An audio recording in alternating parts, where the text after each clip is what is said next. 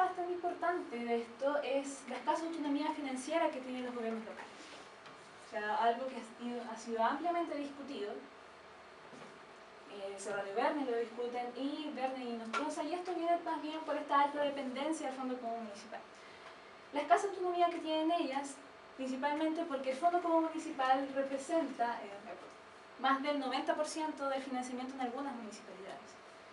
Y también, obviamente, ellas dependen del comportamiento de otras municipalidades. Adicionalmente, el gobierno y el gasto que hace el gobierno, los gobiernos locales, propiamente tal, es muy bajo. Está en promedio desde un 10 a un 12%, muy bajo como en otros países como Colombia, donde este gasto fluctúa entre el 17 al 20%. Por tanto, esta escasa autonomía financiera obviamente que socava estos criterios de eficiencia a la hora de proveer bienes y servicios. Algunos comentarios que habíamos recibido junto con Dusan de este trabajo propiamente tal, era que simplemente nosotros estábamos tratando de analizar el Fondo Común Municipal por sí solo, como un instrumento de descentralización y cómo este tendía a ser redistributivo entre las municipalidades. Entonces, este trabajo y esta una especie de giro que dio propio fue simplemente reconocer a este Fondo Común Municipal como un instrumento de descentralización, ¿ya? Porque el Fondo Común Municipal en sí mismo es un instrumento que ya es redistributivo, o sea, esta idea de pasarle a los ricos y para darle a los pobres, hace ya que este instrumento ya sea redistributivo, por lo tanto no necesitamos más bien cualquier parafernalia estadística para poder demostrar esto. O sea, simplemente si yo les muestro este gráfico donde tengo la evolución del Gini, en donde en el eje vertical está el índice de Gini y en el eje horizontal están los años. La línea roja está el ingreso municipal sin el Fondo Común Municipal. Y tenemos en la línea azul los ingresos municipales per cápita con el Fondo Común Municipal, y ustedes ven que hay una reducción de la desigualdad, aunque no es significativa porque, bueno, estas líneas son los intervalos de confianza, pero aún así se evidencia que hay una reducción de la desigualdad. Por lo tanto, ya es un instrumento por sí mismo que ya es redistributivo. Por tanto, este análisis de analizar este Fondo Común Municipal y su rol redistributivo ya no era tan, entre comillas, sensato, porque simplemente este fondo ya lo era. Entonces, lo que sí hemos hecho en este trabajo, lo que sí hemos hecho en este trabajo es simplemente tratar de no generalizar, o sea, de no concentrarnos solamente en el Fondo Común Municipal, sino más bien es estudiar el mismo proceso de descentralización y cómo este proceso ha afectado esta convergencia de ingresos.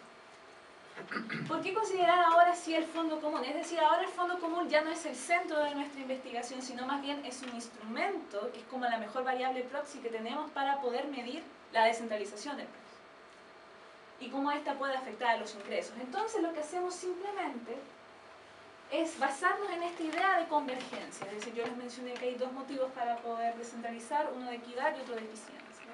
Y en la equidad simplemente nos dice que hay fuerzas, gracias a la descentralización, que hacen que tanto regiones ricas como pobres puedan crecer.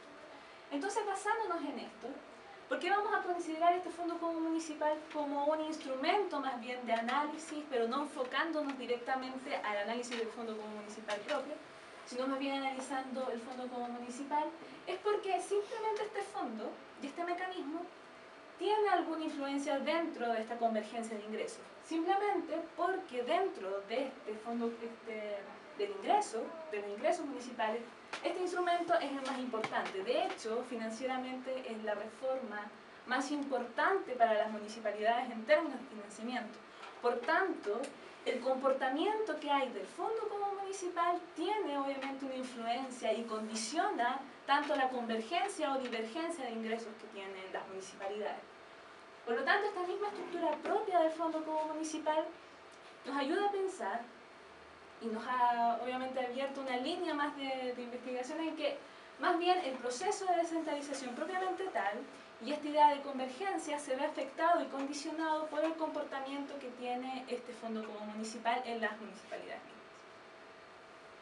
Entonces, lo que hemos hecho simplemente es utilizar ahora ahora ya no estamos analizando propiamente tal el Fondo Común Municipal, sino más bien es utilizar el Fondo Común Municipal como un instrumento de análisis y de medición de la descentralización. Ya se lo mostré. Por ejemplo, una de las cosas que hemos construido y de por qué también podemos, y ha condicionado también esta definición también tanto de la hipótesis de investigación y de la pregunta de investigación, es construir simplemente una razón remanente que nosotros le pusimos, que es simplemente ver en ratio entre los ingresos municipales que se reciben por el Fondo Común Municipal y los ingresos que se transfieren al Fondo Común Municipal. Entonces tenemos tres resultados posibles. Si este resultado es mayor que 1, es simplemente una municipalidad que es netamente receptora del Fondo Común Municipal.